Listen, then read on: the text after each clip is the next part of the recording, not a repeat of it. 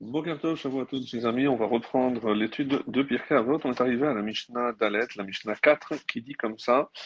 Alors, en hébreu d'abord, Yossi ben Yoezer ish Tereda, Yossi ben Yochanan ish Yerushalayim ki belumehem, Yossi ben Yoezer ish Tereda omer, Yehi betecha betva ad hachachamim, Veheve mitabek ba'afar raglehem, Veheve shote batzama et divrehem. Alors, la traduction, donc, il s'agit de deux sages, deux maîtres, Yossi ben Yoezer et de Tereda, et Yossi ben Yochanan, le maître de Jérusalem, ont reçu leur enseignement d'eux. Alors, on va essayer de comprendre de qui ils ont reçu exactement leur enseignement. En tout cas, voici ce que chacun a dit. Yossi ben Yoezer, le maître de Tsereda, disait que ta maison soit un lieu de réunion pour les sages, pour les érudits. Et attache-toi à la poussière de leurs pieds, deuxième enseignement, et troisièmement, bois leurs paroles avec avidité. Et on verra donc l'enseignement de Yossi ben Yochanan, le maître de Jérusalem, dans la Mishnah suivante. Alors, qui sont-ils avant de nous arrêter sur la Mishnah? Donc, il faut juste un petit rappel historique. Après la mort de Shimon HaTzadik, il y a eu donc la dissolution de ce qu'on appelle un Shekeres Gedolah. Il n'y a plus de grande assemblée et il ne restait donc que le Sanhedrin, comme tout le monde sait, composé de 71 membres, les plus grands érudits d'Israël, et qui avaient la charge de mener évidemment la destinée du peuple d'Israël, surtout à cette époque un peu trouble où les occupants grecs et autres affirmèrent donc leur oppression chaque jour sur la terre d'Israël.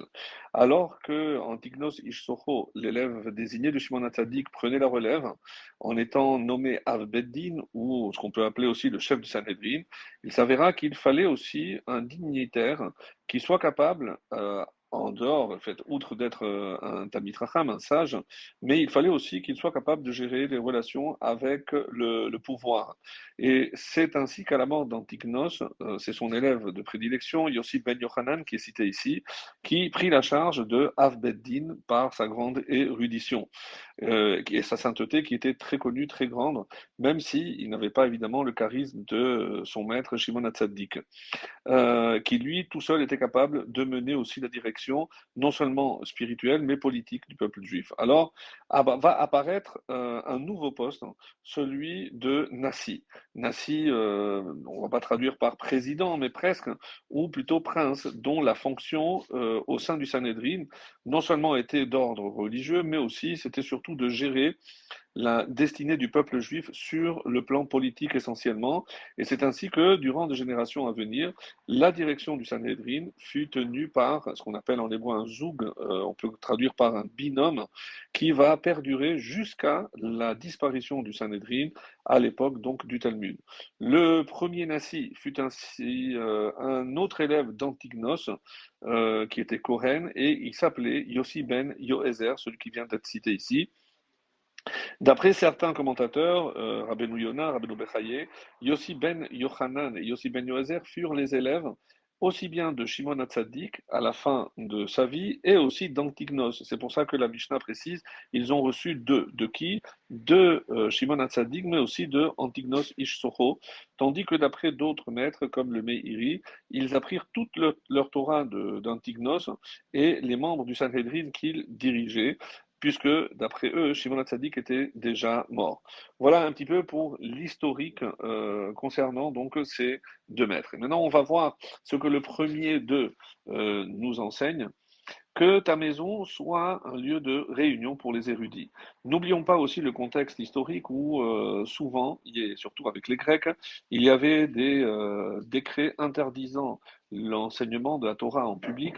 Alors, il fallait, pour remédier à ce manque de transmission, eh ben, faire en sorte que ta maison, elle devienne comme un Beth Midrash. Et c'est comme ça, par exemple, que Rabbeinu Obadia de Bartinora, il explique lorsque les sages voudront se réunir lors d'une assemblée, fais en sorte donc que ta maison soit prête pour cela, de telle sorte que on prenait l'habitude de dire réunissons-nous dans la maison d'un tel. Et pourquoi c'est important? Car il est impossible que tu n'apprennes pas à leur contact, ne serait-ce qu'une chose empreinte de sagesse, comme disent nos maîtres, illustre ça par une parabole. À quoi cela ressemble-t-il? Celui qui entrerait dans une parfumerie, quand bien même il n'achèterait rien, il serait malgré tout imprégné d'une bonne odeur qu'il emportera avec lui. C'est comme ça qu'il faut donc concevoir la fréquentation des sages.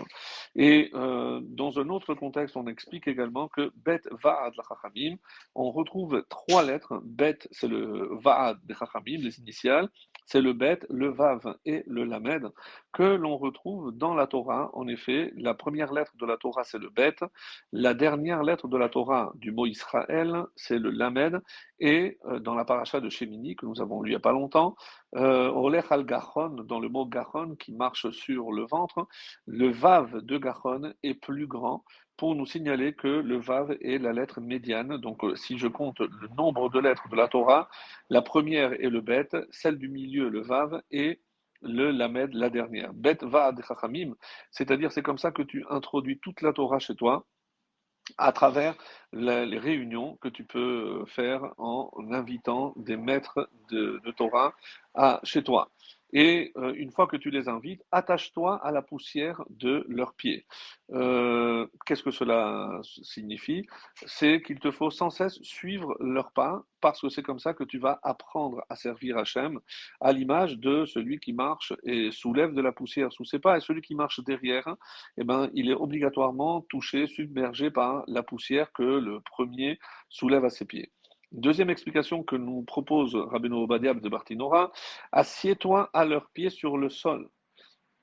Et qu'est-ce que ça symbolise? Ça symbolise donc le fait, pour faire partie des élèves, puisque telle était l'habitude à l'époque de la Mishnah, et c'est comme ça que c'est rapporté, c'est que le maître était assis sur un banc et les disciples étaient assis directement sur le sol, donc au pied de leur maître.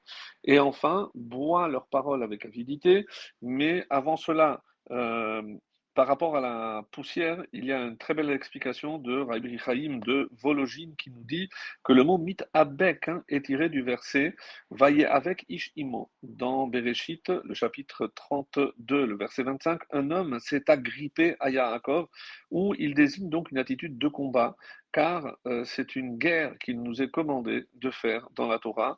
Nous menons ainsi une guerre d'études avec nos maîtres qui reposent en terre d'Israël et dont les âmes sont aux cieux.